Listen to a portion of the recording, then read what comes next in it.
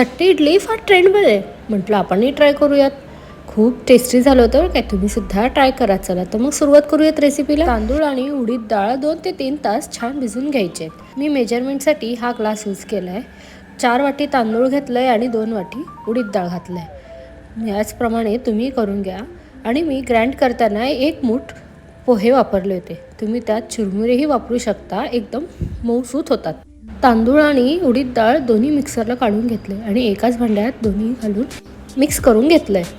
आणि त्यावर एक झाकण ठेवून त्याच्यावर एक वजन असा एक भांडं ठेवलं. मी खलबत्ता ठेवून घेतलेला आहे, जेणेकरून ते छान फुगेल.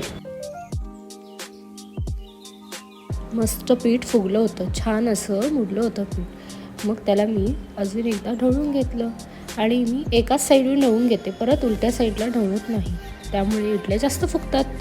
मग मी जेवढं हवं आहे तेवढं काढून घेतलं एका भांड्यात आणि त्यात थोडंसं चवीनुसार मीठ ॲड केलं. मग मी इडली पात्राला तेल लावून घेतलं आणि त्यात भरून घेतलं. आणि मला तट्टे इडलीसाठी एक माझ्याकडे डिश होती, तर मी ते यूज केलं मी. आणि इडली पात्र मी 10 ते 15 मिनटं गॅसवर ठेवून घेतलं. छान वाफ आली की बंद केलं. एका साईडला मी सांबारची प्रोसेस सुरुवात केली. एका कढईमध्ये 2 ते 3 चमचे तेल घालून त्यात हिंग, जिरे, मोहरी, कढीपत्ता आणि कांदा बारीक चिरलेला आणि चवीनुसार मीठ घालून मी छान परतून घेतला. कांदा गोल्डन होईपर्यंत त्याला परतलं. मग त्यात मी टोमॅटोची प्युरी यूज केली.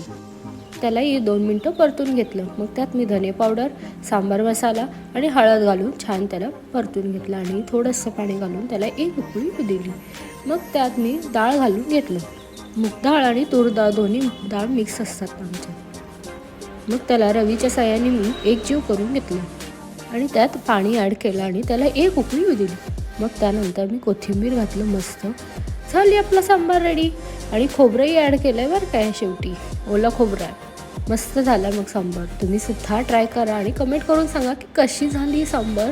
मस्त छान झाली होती. चटणीची रेसिपी हवी असेल तर कमेंट करा नक्की. मग काय, तट्टे इडली रेडी होता आणि मस्त चटणी आणि सांबार गरम गरम. मग मी त्यावर मस्त तुपाची धार लावली आणि त्यावर चटणीपूड घातलं. त्याची रेसिपी हवी असेल तर नक्की कमेंट करा. चटणीपूडची पण रेसिपी 2 ते 3 चमचे छान असे तूप घालून घेतले आणि मस्त त्याच्यावर चटणीपूड घातली. वा, काय छान दिसतंय ना. खायची इच्छा झाली आहे ना. मग ही रेसिपी ट्राय करा नक्की, खूप सोपी आहे. मग मी पुन्हा त्याला एक तुपाचा धार लावला, 1 स्पून तूप घातलं पुन्हा. बस मग खाल्लं. खूप छान झालं होतं. तुम्ही सुद्धा नक्की ट्राय करा. चलो बाय बाय. रेसिपी आवडली असेल लाईक करा, शेअर करा आणि सबस्क्राईब करा.